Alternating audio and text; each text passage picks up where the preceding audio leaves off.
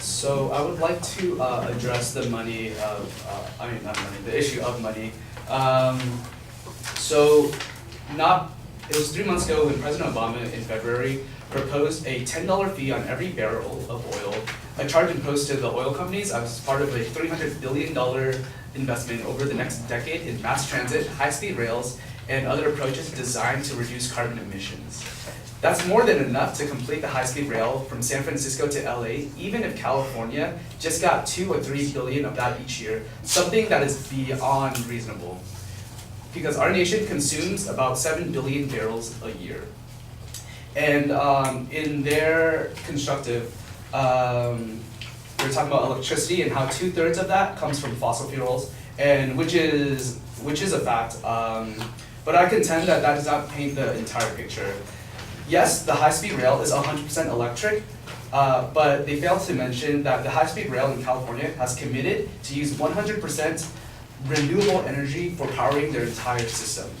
This is a commitment that California can afford given the abundance of renewable energy resources in our state, like sun and wind. The High-Speed Authority states that this would save anywhere from 58,000 to 118,000 barrels of oil in 2022 alone in its first year of operation. When fully built, it is estimated to save 2 to 3.2 million barrels of oil starting in 2030. Next, addressing the issue about the farmland. All I can really say on that issue is that it's slowly happening, but surely it will. Because domain laws exist that requires by law the forfeiture of the land. And there is proof, there is examples of this happening before. In their constructive, they compared our high-speed rails to some in Europe or Japan and China, and ultimately they said that they never made money or that it never really worked. Citing that geographical and social barriers exist in California to impede the success of the high-speed rail in our state. But I would also like to contend that these comparisons cannot be made, for they do not share the same attributes as California. Now, what can be compared to ours is a high-speed train in Spain. Spain is considered the best geographic and cultural analogy to California and its train plans.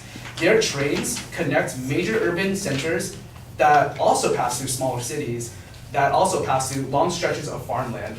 And it is exactly what is planned for in the one in our state. As a result, Spain has gotten people out of their cars and planes, significantly reduced travel times, and attract millions of riders every year. And their system also costed about $60 billion to build and had a lot of the same problems as ours. In 2009, when Obama announced his federal investments for the high-speed rail, he touted Spain's system as a model for our plans. Transportation Secretary Ray LaHood has mentioned that they have, and I quote, specifically called out Spain as an example for America to emulate. The lesson here is that it works, and more importantly, we can see that in a place and situation like California's, that it does work.